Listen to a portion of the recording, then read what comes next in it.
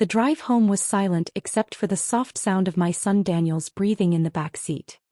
He was 7 years old, small for his age, with dark hair that fell across his forehead and eyes that held more wisdom than any child should carry.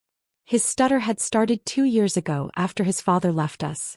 The speech therapist said it was stress-related, that it would improve with time and support.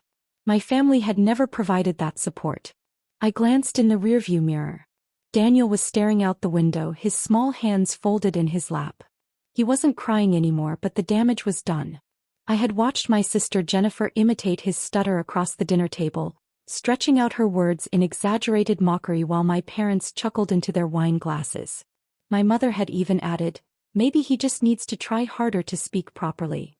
That was the moment I knew we were done. When we got home to our small apartment, Daniel went straight to his room. I heard the door close softly, not slam. He never slammed doors. He was too gentle for that, too afraid of taking up space or causing trouble.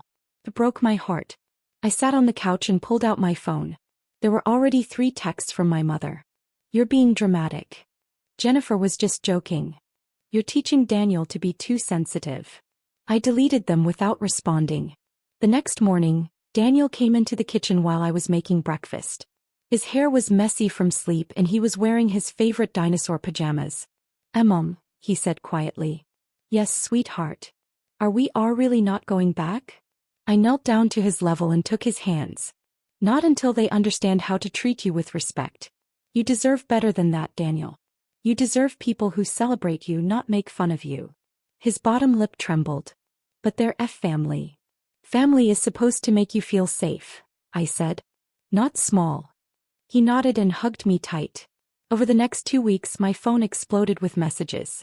My mother called it ridiculous that I was punishing the whole family over a joke. My father sent terse texts about me being ungrateful for everything they'd done for us. Jennifer didn't message at all, which somehow hurt more than if she had. But I held firm. What they didn't know, what I had never told them, was that I wasn't the struggling single mother they thought I was. For the past 3 years, while they'd been giving me pitying looks and offering unsolicited advice about getting back on my feet, I had been building something. I had started a small consulting business from home, working late nights after Daniel went to sleep. It began with 1 client, then 2, then 5. Within a year I had hired my first employee. Within 2 years I had an office. Now I had a team of 12 people and contracts with 3 major corporations in the city. The apartment we lived in, the one my family thought I could barely afford, I actually owned. I had bought the entire building 2 years ago as an investment. We lived small by choice, not necessity. I wanted Daniel to grow up understanding the value of things, not entitled to excess. My family assumed I was broke because I let them assume it. It was easier than dealing with their judgment or their sudden interest in my finances. In the 3rd week my mother showed up at my door unannounced. "This has gone on long enough," she said, pushing past me into the apartment. "You need to stop being childish." I closed the door calmly. "I'm not being childish. I'm protecting my son." "From what?" "His family who loves him. From people who think it's acceptable to mock a 7-year-old child for something he can't control." My mother waved her hand dismissively. "Jennifer didn't mean anything by it. He was just teasing. You used to tease each other all the time as kids." "I was never cruel to Jennifer," I said quietly. "And this isn't about sibling rivalry. This is about an adult woman mocking a child at a family dinner while other adults laughed. You're overreacting." "I'm really not." She looked around the apartment, her eyes landing on the second-hand furniture, the small television, the simple decor. I could see the pity in her expression, the judgment. She thought this was all I could manage. "Look," she said, her voice softening into what she probably thought was kindness. "I know things have been hard for you since the divorce. And I know you're doing your best as a single mother. But you can't isolate Daniel from his family just because your feelings got hurt. He needs his grandparents. He needs his aunt. He needs people who won't hurt him." "We weren't hurting him," she insisted. "We were just having fun. You're teaching him to be weak by coddling him like this." Something cold settled in my chest. "I think you should leave now." "Don't be ridiculous." "I'm serious." "Leave." He stared at me shocked. "You can't just throw me out. It's my home." "I absolutely can." She gathered her purse, her face tight with anger. You're making a mistake. Don't come crying to us when you need help with rent or Daniel's school expenses. We're done enabling this behavior. I almost laughed. Enabling. As if they had ever been supporting us. After she left, I sat down and sent an email to my lawyer. It was time to make some changes to Daniel's care arrangements. I wanted it documented that my family was not to pick him up from school or have unsupervised visits without my explicit written permission. I also updated my will and trust documents, removing them as beneficiaries and guardians. They thought they had power over us because they believed we needed them. They were wrong. A month passed. Daniel's stutter was actually improving. His speech therapist commented on it, said he seemed more relaxed, more confident. At home he laughed more. He played more. He stopped apologizing for taking up space. We started having our own dinner traditions. Every Sunday Daniel would help me cook and we'd eat together at our small kitchen table. He'd tell me about his week, about his friends at school, about the books he was reading. Sometimes he stuttered, sometimes he didn't. It didn't matter. I listened to every word like it was the most important thing I'd ever heard. As it was. Then came Thanksgiving. My mother called 3 days before, her voice tight. I assume you'll be coming to Thanksgiving dinner. It's been over a month. This punishment has lasted long enough. We won't be coming, I said calmly. What do you mean you won't be coming? It's Thanksgiving. It's family. We're spending it elsewhere. With who? You don't have anyone else. I could have told her then. About the friends I'd made through my business, about the community Daniel and I had built outside of our biological family, about the dinner invitation from my business partner and her family, people who had shown Daniel more genuine love and acceptance in 6 months than my family had shown him in 7 years. But I didn't owe her explanations. We'll be fine, I said simply. There was a long silence. Then she said, You're really going to keep Daniel away from his family on Thanksgiving? That's cruel. What's cruel is mocking a child. What's cruel is teaching him that family means accepting mistreatment. I'm teaching him something different. You're teaching him to hold grudges. I'm teaching him boundaries. She hung up. Thanksgiving Day arrived bright and cold. Daniel and I spent the morning baking pies together, his small hands carefully rolling out the dough. He barely stuttered at all. When he did, he just took a breath and continued, not ashamed, not apologetic. Just himself. We went to my business partner's house that afternoon. Her name was Margaret and she had 3 kids of her own, all older than Daniel. They welcomed him immediately, showing him their tree house, their video games, their collection of comic books. I watched through the window as Daniel laughed, really laughed, running around the backyard with children who didn't care whether his words came out smoothly or not. Margaret stood beside me holding 2 cups of coffee. He's a great kid. He really is. Your family doesn't know what they're missing. I took the coffee she offered. No, they don't. During dinner, Margaret's youngest son asked Daniel about school. Daniel started to answer, stuttered on a word, then kept going. Nobody reacted. Nobody made a face, exchanged glances, or tried to finish his sentences for him. They just listened. This was what family was supposed to feel like.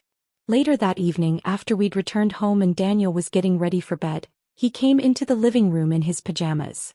Mom. Yes, baby. I like Margaret's family. Me too. He climbed onto the couch next to me. Do you think Grandma and Aunt Jennifer will ever say sorry? I pulled him close. I don't know, sweetheart. Maybe. Maybe not. What if they don't? Then we'll be okay anyway. We have each other and we have people who love us the right way. He was quiet for a moment. I'm not as sad anymore. I'm glad. Are you as sad? I thought about it honestly. Was I sad? Disappointed, maybe, grieving the family I'd wished I had rather than the one I actually did. But sad? Oh. No, I said. I'm not sad. I'm proud of us. He hugged me tighter. The texts and calls from my family eventually slowed, then stopped. My mother sent one final message in early December. I hope you're happy. You've destroyed this family. I didn't respond, but I thought about it. I hadn't destroyed anything. I had simply stopped participating in something that was destroying my son. There's a difference. Party came. Daniel and I decorated our small apartment with lights and put up a modest tree. We made cookies, watched movies, and built a gingerbread house that collapsed halfway through. We laughed about it and built it again, this time with more frosting and less ambition. On party morning, Daniel opened his presents with pure joy. They weren't expensive, but they were thoughtful. Books he'd wanted, art supplies, a dinosaur model kit. He hugged each gift like it was treasure. "This is the best party ever," he said. And watching his face, free from the anxiety that used to cloud it during family gatherings, I believed him. My phone buzzed once. A text from Jennifer. "Party, I guess." I deleted it. Some bridges aren't worth rebuilding. That evening, as I tucked Daniel into bed, he looked up at me with those serious, wise eyes. "Mom, thank you for leaving that dinner." My throat tightened. "You never have to thank me for protecting you. But I want to. You made me feel brave." I kissed his forehead. "You're brave. You always have been." As I turned off his light and closed his door, I realized something. My family had spent years making me feel like I was failing, like I was barely holding things together, like I needed them to survive. They'd used my son's struggles against both of us, turned his stutter into a punchline and made him feel less than. But we had survived without them. More than survived. We had thrived. And that was the greatest revenge of all. Not that I was seeking revenge. I was simply choosing peace.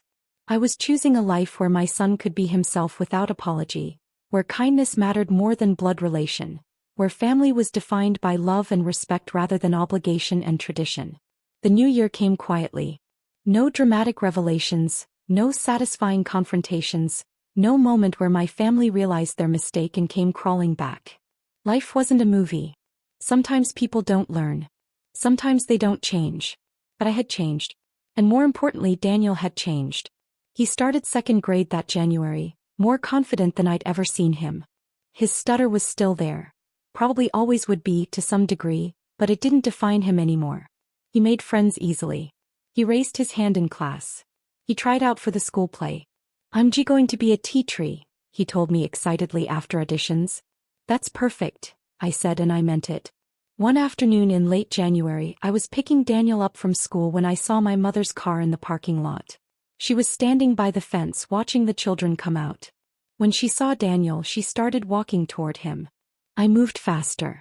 "Daniel," I called, my voice firm but calm. He looked up and ran to me immediately. I took his hand.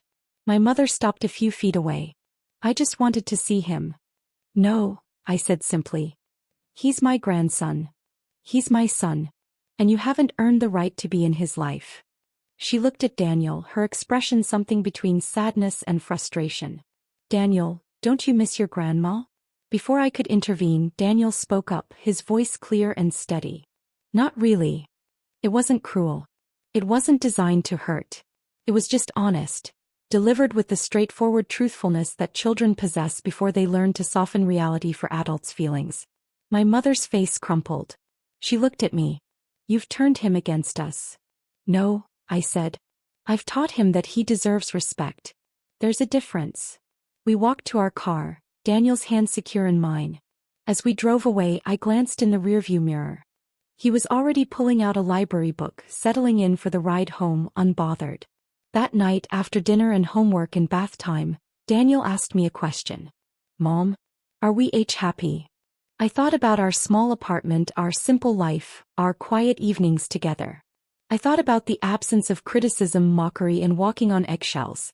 I thought about the space we'd created for ourselves, just the two of us, where love was gentle and kindness was the default. "Yes," I said. "We really are." He smiled. "And me too." And that was all that mattered.